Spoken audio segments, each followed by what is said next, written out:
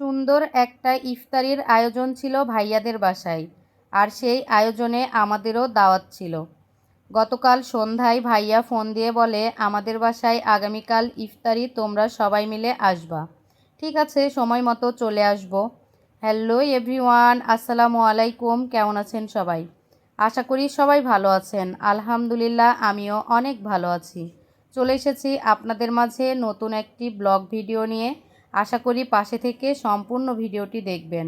যদি আমার ভিডিওটি ভালো লেগে থাকে অবশ্যই লাইক, কমেন্ট, শেয়ার করে দিবেন। সেহরির সময় খাবার খেয়ে বসে আছি আজানের অপেক্ষায়, আজান হলে নামাজ পড়ব। ঠিক সেই মুহূর্তে ভাবি ফোন দিয়ে বলে, তোমার ভাইয়া তো ইফতারির দাওয়াত দিয়েছে তুমি জানো, কিন্তু একা এতগুলো রান্নাবান্না আমি করতে পারবো না, তাই তুমি একটু তাড়াতাড়ি আসবা। ঠিক আছে, চলে আসব। পরে ভাবি বলে, আমার বাসায় তো গ্যাসের চুলায় কিভাবে এতগুলো রান্না করব। এতগুলো রান্না তো আমার একা করা সম্ভব না, আর তাছাড়া একবারে রান্নাও করতে পারবো না, যেহেতু গ্যাসের চুলায় এত বড় পাতিল বসানো যাবে না। পরে ভাবিকে বললাম, তাহলে মাদের বাসায় রান্না করি, যেহেতু ভাইয়াদের বাসা আর মাদের বাসা পাশাপাশি, তাই চলে এসেছি মাদের ছাদে রান্না করতে ইফতারির খাবারগুলো।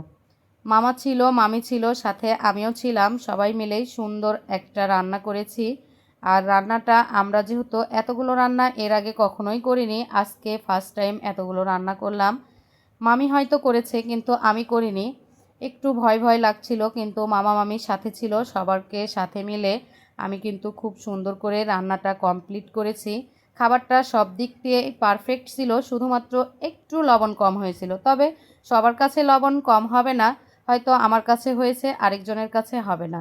যাই হোক, খাবারগুলো সব কিছু রান্না কমপ্লিট করার পরে আধা ঘন্টার মতো আমি রেখে দিয়েছিলাম। তারপরে এই তো খাবারগুলো সব বেড়ে নিচ্ছি, কারণ সবগুলো নিচে নিয়ে যাব, এত বড় হাঁড়ি নিয়ে যেতে পারবো না, তাই গাবলাই গাবলাই করে নিয়েছি। আর এই খাবারগুলো একটু তলায় লেগে গেছিলো, আর এই তলায় লাগা খাবারগুলো আমার খুবই পছন্দ।